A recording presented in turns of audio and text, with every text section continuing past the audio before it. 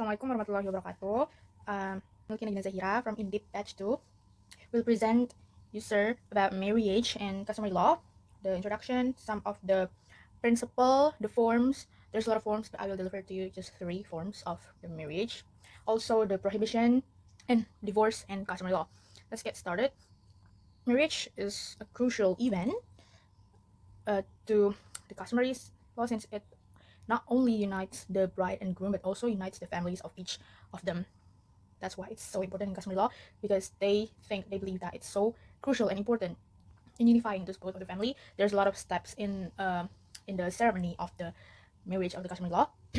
But Van Gennep named all the marriage ceremony as rites de passage, as a symbol that they change into a new member of family, changes of them as a husband and wife, and will be running a new life.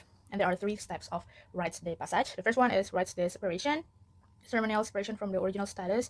So the second one is rites de marriage, ceremony of passage to a new status, and rites de aggregation, gathering ceremony or acceptance into a new status. Next is about the principles. The first principle is the principles of customary and kinship, reverse to the traditional practices, and how customary laws often regulates family relations, of course, and kinship ties are crucial. So in this marriage aspect, knowing that marriage is not only binding to human, the groom and the bride, but also binding what's behind them, like their families, their kinship ties, and yeah, as a support system within the group. And the second one is principle of voluntariness or consent, meaning that in marriage there must no coercion from both of the groom and the bride, and both of them have to be voluntary, want to marry each other. There should not be contracts or coercion or force and pressure. And consent ensures that decisions are respected and individuals' autonomy is upheld. And the third one is principle of participation of relatives and indigenous people, ensuring that family members and indigenous groups are included in decision making in choosing the groom or the bride, and recognizing their right to be involved and have a say in matters, and also helping protecting the groom and the bride from choosing the wrong one. And the fourth one is the principles of polygamy, meaning that it's in marriage involving more than 2 partners, but only happen to the male one, to the groom. And polygamy is practiced in various cultures. Typically comes with specific rules about the roles and the rights of each spouse. And these principles aim to ensure fairness and respect among all parties involved, and often address issues like inheritance and familial responsibilities. And last but not least, the selectivity of principle involves choosing or prioritizing certain norms, practices, or individuals based on specific criteria, and meaning that they having the right to choosing the perspective, the bride or the groom. Moving on, the forms of traditional marriage, because there are a lot of different forms of marriage exist due to the variations in customary marriage laws, primarily influenced by difference in kinship system. But in this presentation, I only gonna bring 3 forms. The first one is elopement, the one that familiar with us is perkawinan lari. The second one is child marriage, and the third one is mixed marriage. Start from the elopement or kawin lari occur in various traditional societies, but commonly among the Batak, Kampung Bali, Bugis, Makassar, and Maluku communities. An elopement is not a formal marriage, but a form of courtship, potentially leading to different types of marriage based on the circumstances and the negotiations between the families involved. And there are types of the elopement. The first one is the consensual elopement, and the second one is forced elopement. The first elopement, the consensual one, is when the both parties agree to run away together to marry. Both of the and knowing by various names, such as in Batak it's called Mangalua, in South Sumatra it's called Berlarian, in Bengkulu it's called Selarian, and so on and so on. In Ambon it's called Lari Bini. That's quite interesting. And the process, the couple agrees on a time and runs away together, often secretly. The girl might be taken from her home by the boy's relatives or go to the boy's home herself. And for example, in Bali, known as Ngororot or Merangkat, the couples run away and hides with a third-party family, declaring their intention to marry. And the parents might pretend ignorance if they know, as this type of marriage has fewer requirements. If the girl's family is surprised, they can take her back, canceling the elopement. And second one is the forced elopement, is the girl is taken away through deceit or force without her consent and against customary practices. Known as dibumbangkan or malagandang in Lampung and Bali. And the consequences is this can lead to family retaliation or false involvement under Indonesian Penal Code Article 332. And the procedure The consensual element in Lampung, a girl leaves a letter and money when she elopes, when she runs with boys, and the boy's family then meets with the girl's family to apologize and negotiate. And in Bugis culture, if the girl's relatives find out before she reaches the boy's family, they might kill the boy. And yeah, and the second one is the child marriage. Child marriage are not uncommon in some traditional communities, and this marriage involve engagements from infancy or unions between adults and minors. While child marriage are prohibited in some areas, they are accepted in other areas. In Ogan Tengah Prabu Muli in South Sumatra, betrothals may begin in infancy, binding children from a very young age. They already engage their children even just from they just born in a baby's age. And in Kerinci, Jambi, Toraja, Central Sulawesi, Rhode Island, East Nusa Tenggara, child marriages are not prohibited and are culturally accepted. And in Bali, child marriages are prohibited. Yeah. And also, the reason for child marriages, there's a parental agreements made by deceased parents to strengthen family ties through marriage. In Jawa, calling it welling, and in Lampung, calling it tanggeh. And social and inheritance consideration, the status of an individual as head of the family or due to inheritance and wealth can influence the decision. And they're likely to maintain their family peace to prevent conflicts among relatives and maintain harmony within the family. And also to avoid marriages with outsiders disapproved by the family. That's why they engage their children from a young age. And the second one is the third and last one is the mixed marriage. In customary law, it's referred to unions between spouses from different customary communities, ethnicities, cultural background, and religions. This marriage often poses legal challenges regarding which legal system and which one should govern the marriage. Yeah, and initially both customary and religious laws typically do not condone mixed marriages. In Lampung, for example, a man marrying a woman from a different Lampung customary subgroup, and a Batak man marrying a Japanese woman, Chinese man marrying a Japanese woman. And in Batak customary law, for mixed marriages involving different tribes, customs, and religions, a process called marsilaban is followed. And non-Batak individuals must be formally accepted and integrated into Batak customary communities under specific clan divisions. And in Islam, in mixed marriages between Muslim and non-Muslims, either the spouse converts to the religion of the other for the marriage to be recognized under Islamic law. Muslim man can marry a non-Muslim woman, but the reverse is generally not allowed unless the non-Muslim woman converts. And so on. And we're gonna move into marriage prohibition.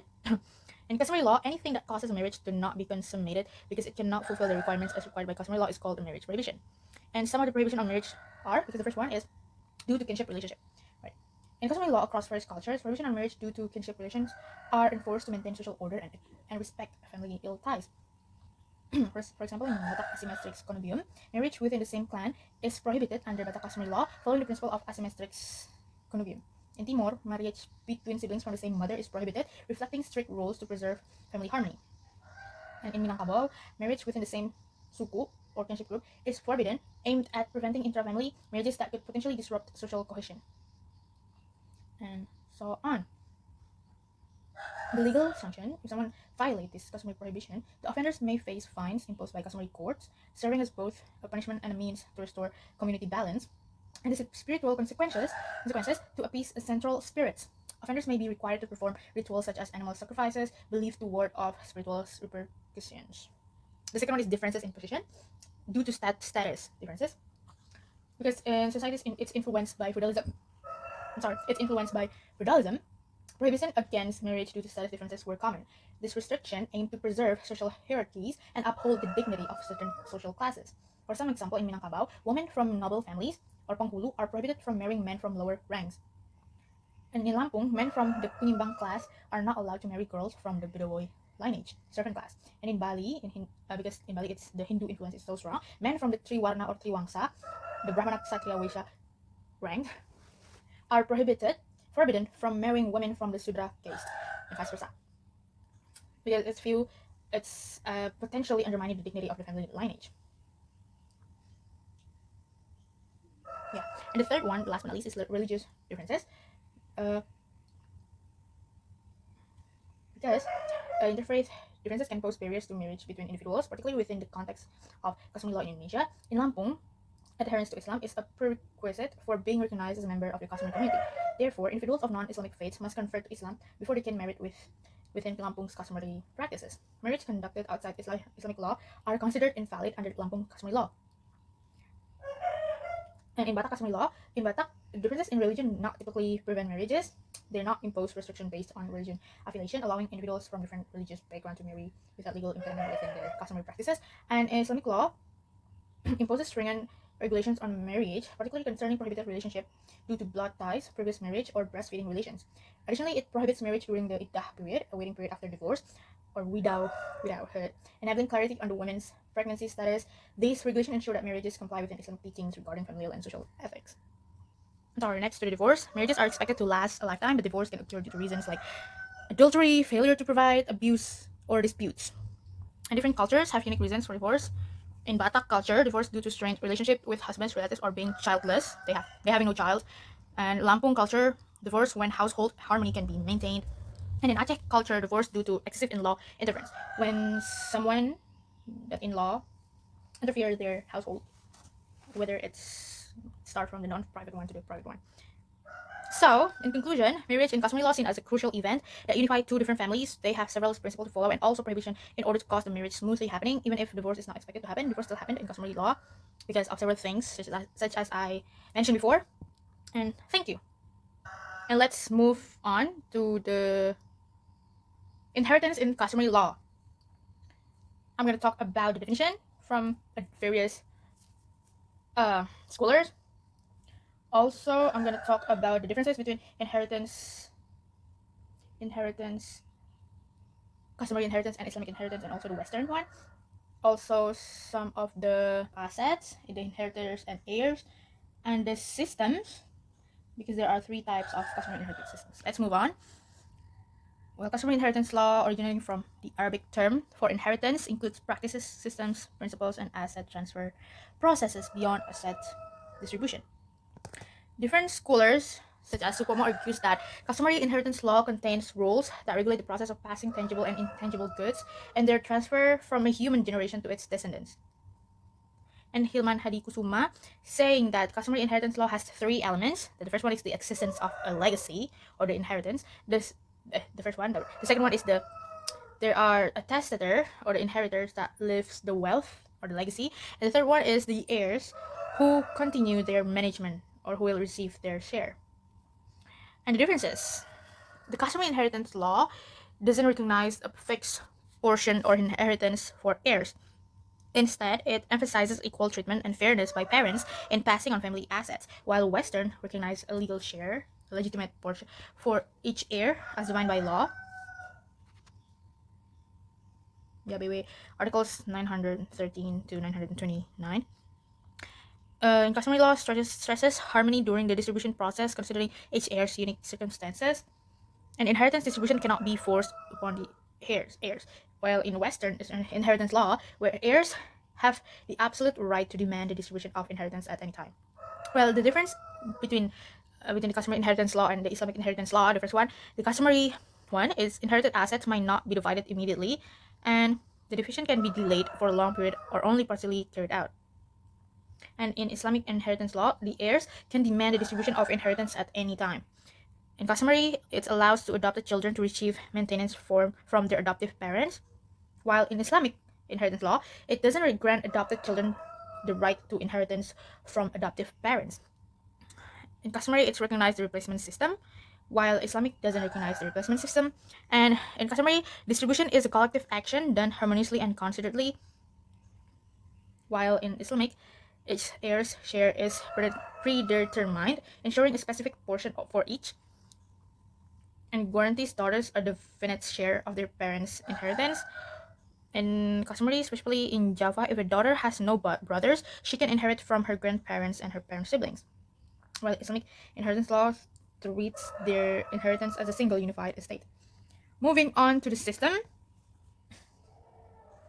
The first one is they are collective system, meaning is collective, in which the heirs get the inheritance together from the testator and not dividing it equally. Well, the second system is majorat. Majorat is an inheritance that is not divided and controlled, and the inheritance is controlled by the eldest child, meaning that the right to use, the right to cultivate, and the right to collect the results are controlled by the eldest child, with the rights and obligations to take care of his younger siblings until they can live independently. And in individual, the inheritance is divided and can be owned individually as property rights, such as the right to use, cultivate, and so on and so on. Moving on in assets, the first one is tangible assets, and the second one is intangible assets. The tangible assets, such as the one that really having form, such as houses, jewelry, traditional clothing, land, household items, transportation tools, agricultural tools, weapons, livestock, and etc. While intangible asset is asset that cannot be seen with eyes, such as traditional positions, titles, debts, mystical knowledge, sacred message, agreements, etc. etc. Moving on, inheritors and heirs. Inheritor is the person who own the asset to be passed on after death, and the heir is the person that entitled to inherit the asset. Not all relatives are heirs. For example, in a patrilineal system, only males are heirs, and in majorate system, the eldest child is the main heir, while others are secondary one. And in individual system, all legitimate children are heirs, while illegitimate or adopted children may only receive a share.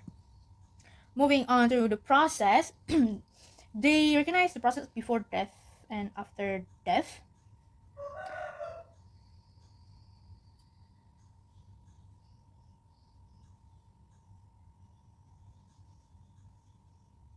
Before death, inheritance is given through designation, gifts, or wills. Either it's written or oral, or the inheritors just saying it. I will give you this land. That can be happen. It's possible to happen. And the after death assets are divided based on rights and affection. After the inheritors die. Moving on to the special cases, if heirs are minors or absent, the guardian usually manage the inheritance until they can take possession, until the minors are not minors anymore. And in certain regions, specific assets like houses are inherited by daughters, while sons will take the land, such as in Aceh and Banten. And the youngest children, or those who remain to manage the property, may inherit more if their siblings are well off. Yeah, and children out of wedlock or adopted children may receive a share out of compassion for their efforts in managing the inheritance. Next, customary inheritance law in many societies upholds traditional values and practices involving the legacy, establisher, and heirs.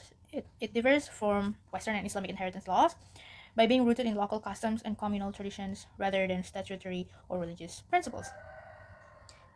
This is my references, and thank you.